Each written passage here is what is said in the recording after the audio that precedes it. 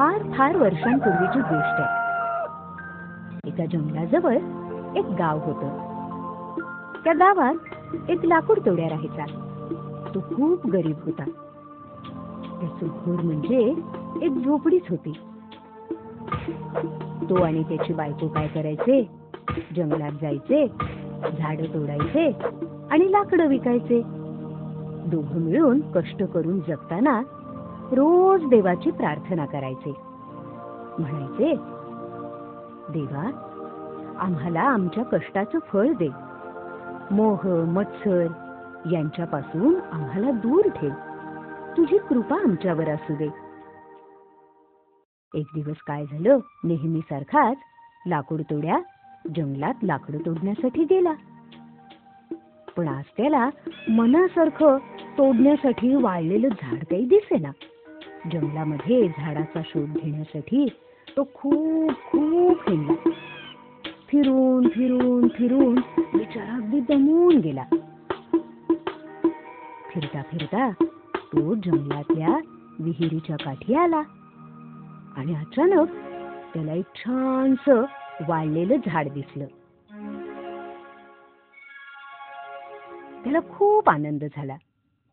पटकन झाडावर चढला आणि आनंदानं त्यानं फांद्या तोडायला सुरुवात केली. अचानक त्याच्या हातातून कुऱ्हाड निसटली आणि विहिरीत पडली. कुऱ्हाड पडलेली पाहून तो खूप निराश झाला. त्याला रडायला यायला लागलं. तो झाडावरून खाली आला. विहिरीकाठी बसून रडायला लागला. रडता रडता म्हणाला, अरे देवा, हीच का तुझी कृपा? आता माझ्यासारख्या गरीबानं करायचं तरी काय? असं तो म्हणाला आणि काय चमत्कार घडला. विहिरीतून जलदेवता प्रगटली. त्याच्या समोर उभी राहिली. विचारले तिने, अरे लाकूड तोड्या, तू असा का रडतोयस?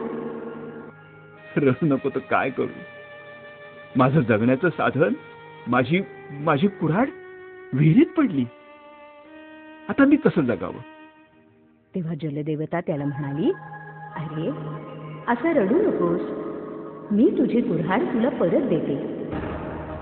असं म्हणून देवतेनं पाण्यात बुडी मारली. बुडी मारली आणि एक कुऱ्हाड काढली. लाकूड तोड्याला म्हणाली, बघ बरं, हीच आहे का तुझी कुऱ्हाड? लाकूड तोड्यानं कुऱ्हाडीकडे पाहिलं. तो काय, संपूर्ण सोन्याची कुऱ्हाड, अगदी सोनेरी, लखलखणारी. तो जलदेवतेला म्हणाला, नाही, ही नाही माझी कुऱ्हाड.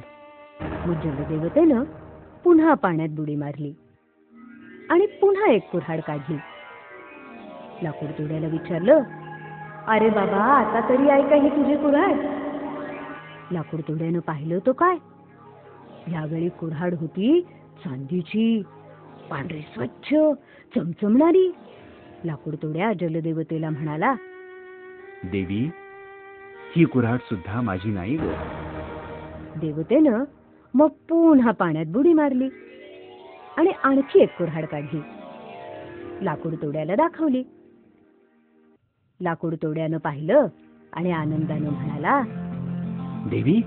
देवी, हीच माझी गरीबाची लोखंडी कुऱ्हाड. दे ती मला, म्हणजे मी कष्ट करून माझं आयुष्य आनंदानं जगेन. त्याचं हे बोलणं ऐकून जलदेवता प्रसन्न झाली. म्हणाली, लाकूड तोड्या, देवानंच मला तुझी परीक्षा घेण्यासाठी पाठवलं होतं. गरीब असलास तरी तू संस्कारांचा पक्का आहेस, प्रामाणिक आहेस. या खरेपणाचं बक्षीस म्हणून मी तुला सोन्याची आणि चांदीची सुद्धा कुऱ्हाड बक्षीस देते.